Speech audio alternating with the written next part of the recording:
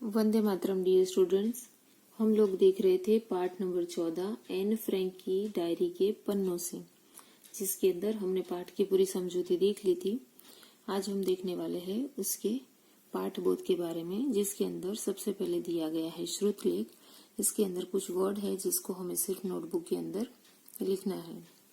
उसके बाद है मौखिक प्रश्न। मौखिक प्रश्नों के अंदर 1, 2, 3, 4 प्रश्न है। तो पहले चारों प्रश्नों को पढ़ लेते हैं, फिर चारों प्रश्न के उत्तर को एक साथ देखेंगे। हमारा प्रश्न क है, डायरी किसने लिखी। प्रश्न ग है, यहूदियों की आजादी को किसने छिन्न भिन्न कर दिया। प्रश्न ग है, एन फ्रैंक ने डायरी में किस चिंता के बारे में लिखा। प्रश्न घ है, एन फ्रैंक के माता पिता ने कब अज्ञातवास में जाने का निर्णय लिया। अब देखेंगे मौखिक प्रश्नों के उत्तर को। हमारा प्रश्न क था, डायरी किसने लिखी, तो उत्तर आएगा एन फ्रैंक ने डायरी लिखी। हमारा प्रश्न ख था, यहूदियों की आजादी को किसने छिन्न भिन्न कर दिया, तो उसका उत्तर आएगा जर्मनों के यहूदी विरोधी आदेशों ने यहूदियों की आजादी को छिन्न भिन्न कर दिया। हमारा प्रश्न ग था, एन फ्रैंक ने डायरी में किस चिंता के बारे में लिखा, तो उसका उत्तर आएगा एन फ्रैंक ने डायरी में इस चिंता के बारे में लिखा था कि उसके रिश्ते नातेदार जर्मनी में हिटलर के यहूदी विरोधी कानूनों के सकंजे में तरह तरह की प्रताड़ना झेल रहे थे। हमारा प्रश्न घ था, एन फ्रैंक के माता पिता ने कब अज्ञातवास में जाने का निर्णय लिया, तो उसका उत्तर आएगा एन फ्रैंक के माता पिता ने 16 जुलाई को अज्ञातवास में जाने का निर्णय लिया। अब हम देखेंगे लिखित प्रश्न। लिखित प्रश्नों के अंदर 1, 2, 3, 4, 5 प्रश्न है। पहले सारे प्रश्नों को एक साथ पढ़ लेते हैं, फिर सबके उत्तर को भी साथ में देखेंगे। हमारा प्रश्न क है, मैं अकेली हूं भी नहीं, फ्रैंक ने ऐसा क्यों कहा। प्रश्न ख है, यहूदियों को कौन कौन से कष्ट झेलने पड़ रहे थे। प्रश्न ग है, एन फ्रैंक की आशावादी होने का क्या कारण था। प्रश्न घ है, एन फ्रैंक के माता पिता ने अपनी किस योजना के बारे में धीरे धीरे बताया। प्रश्न ड है, इतने कष्ट सहकर भी एन फ्रैंक की आशावादी सोच क्या संदेश देती है। अब हम देखेंगे लिखित प्रश्न के उत्तर को। हमारा प्रश्न क था, मैं अकेली भी नहीं, फ्रैंक ने ऐसा क्यों कहा, तो उसका उत्तर आएगा फ्रैंक ने ऐसा इसलिए कहा क्योंकि उसके साथ उसके प्यारे माता पिता थे और 16 वर्ष की एक बहन थी और 30 ऐसे लोग भी थे जिन्हें वह अपना कह सकती थी।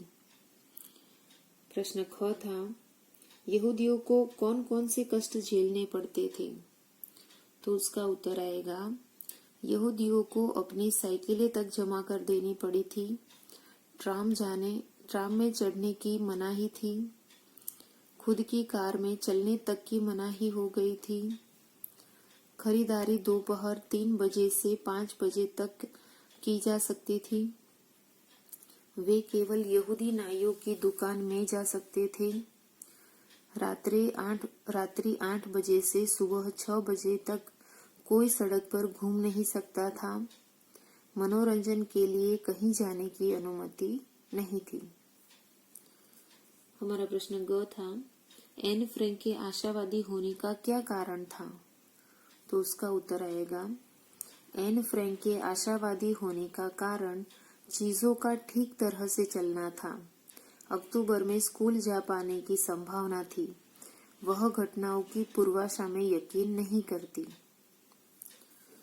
हमारा प्रश्न घ था, एन फ्रैंक के माता पिता ने अपनी किस योजना के बारे में धीरे धीरे बताया, तो उसका उत्तर आएगा एन फ्रैंक के माता पिता ने 16 जुलाई को अज्ञातवास में चले जाने की योजना के बारे में धीरे धीरे जहां छिपने का स्थान कार्यालय भवन था, धीरे धीरे बताया जहां छिपने का स्थान कार्यालय भवन था।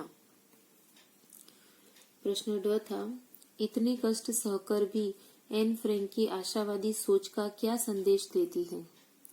तो उसका उत्तर आएगा, इतने कष्ट सहकर भी एन फ्रैंक की आशावादी सोच हमें यह संदेश देती है कि हमें स्थितियां ठीक होने की प्रतीक्षा भी करनी चाहिए।